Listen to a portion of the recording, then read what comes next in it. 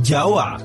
Satu kata yang bisa berarti pulau vulkanik dan subur, secangkir kopi hitam pekat, atau bahkan sebuah bahasa pemrograman yang dipakai di miliaran perangkat.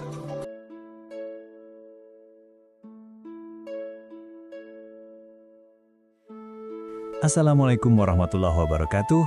Salam sejahtera, rahayu untuk Anda semua. Pernah terpikirkan tidak, apa hubungannya kopi yang kita minum tiap pagi dengan kode yang ada di miliaran gadget di seluruh dunia ya? Sepertinya jauh banget ya. Nah, hari ini kita akan bongkar cerita unik di balik nama Java, yang ternyata bukan hanya nama pulau, tapi juga nama sebuah kode. Oke, kita mulai dari teka-teki dulu ya. Coba tebak. Apa sih kesamaan antara bahasa pemrograman super canggih yang mengubah dunia dengan sebuah pulau tropis di Asia Tenggara?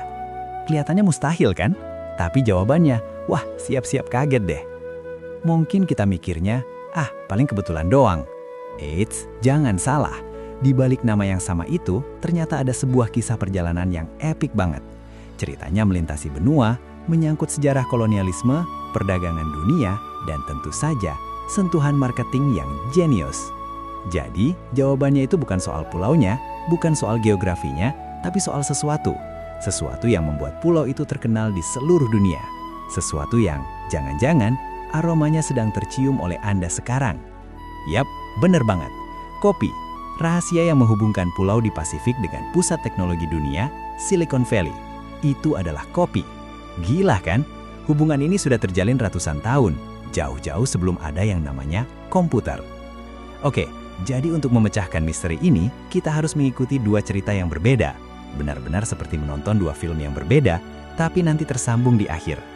Cerita pertama, itu soal perdagangan dan penjajahan. Cerita kedua, soal inovasi dan kode.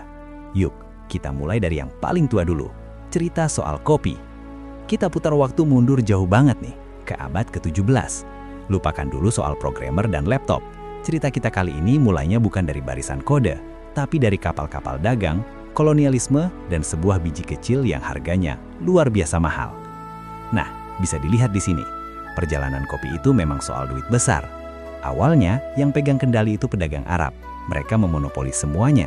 Tapi Belanda, lewat VOC yang super kuat itu tidak mau ketinggalan. Mereka berhasil mengambil bibit kopi di tahun 1696 dan membawanya ke Pulau Jawa. Dan ternyata, wow! Tanah vulkanik di Jawa itu cocok banget. Tidak butuh waktu lama, Jawa langsung jadi tambang emas baru buat Belanda. Karena banyaknya kopi yang diekspor dari satu pulau ini, nama Java itu jadi identik sama kopi. Jadi kalau Anda ke coffee shop di Eropa atau Amerika zaman dulu, Anda tidak minta kopi, tapi Anda minta a cup of Java. Nama pulaunya jadi merek global pertama buat minuman ini. Keren banget kan? Ungkapan secangkir Java jadi umum banget. Mirip seperti kita sekarang menyebut, ya misalnya, semua mie instan dengan satu merek tertentu, semua air mineral dengan sebutan merek tertentu, sebutan sepeda motor dengan merek tertentu, dan banyak contoh lainnya. Sebutan a cup of Java ini tuh contoh klasik dari yang namanya metonimi, di mana nama tempat jadi nama produknya. Nah, ingat-ingat ini ya, karena inilah benih yang nanti ratusan tahun kemudian akan tumbuh di dunia teknologi. Oke, sekarang kencangkan sabut pengaman. Kita lompat beberapa abad ke depan, langsung ke tahun 1990-an. Di sebuah ruangan kecil di Sun Microsystems, ada sebuah proyek super rahasia yang lagi dikerjakan. Proyek yang nantinya akan mengubah dunia teknologi selamanya. Jadi ada tim kecil yang dipimpin seorang jenius, namanya James Gosling. Tugas mereka ini kalau didengar zaman itu seperti cerita fiksi ilmiah. Mereka disuruh membuat bahasa pemrograman yang bisa berjalan di semua alat. Bayangkan, dari TV interaktif sampai PDA jadul. Proyek rahasia ini namanya Green Project. Tujuannya, ya, membangun masa depan software. Tapi sehebat apapun ciptaan mereka, tetap butuh satu hal penting, nama. Nama pertama yang terlintas oleh Gosling itu Oak. Kenapa? Simple. Karena ada pohon oak yang kokoh di luar jendela kantornya. Keren banget kan? Namanya kuat dan sederhana. Tapi ada masalah. Ternyata nama Oak udah dipatenkan oleh perusahaan lain. Wah, gara-gara masalah hukum ini, mereka terpaksa harus berpikir ulang dari awal, dan mereka butuh nama baru secepatnya. Akhirnya mereka brainstorming rame-rame. Muncul deh tuh nama-nama kayak Silk, DNA, Ruby. Keren-keren juga ya. Tapi di antara semua nama itu, ada satu kata yang kok kayaknya familiar. Java. Nah, legendanya bilang, tim ini tuh memang suka sekali ngopi di kedai dekat kantor. Namanya Peet's Coffee. dan Java kan istilah gaul untuk kopi. Entah bagaimana ceritanya, nama itu terselip di daftar kandidat, dan disinilah momen kliknya terjadi. Terinspirasi dari kopi yang jadi bahan bakar mereka buat ngoding sampai malam, tim ini akhirnya milih Java. Kenapa? Ya karena namanya pendek, unik, gampang diingat, dan yang paling penting, aman dari masalah hak paten. Dan begitulah ceritanya. Hubungan itu akhirnya terjalin, bukan langsung ke pulaunya, tapi ke kopi yang namanya berasal dari pulau itu. Tidak sengaja, tapi jenius. Dan kerennya, mereka tidak berhenti di situ. Tema kopi ini benar-benar dijadikan identitas brand yang kuat banget. Lihat saja logonya, secangkir kopi panas yang sedang mengebul. Terus teknologi-teknologi lain yang berhubungan juga dinamakan Java Beans atau Visual Cafe.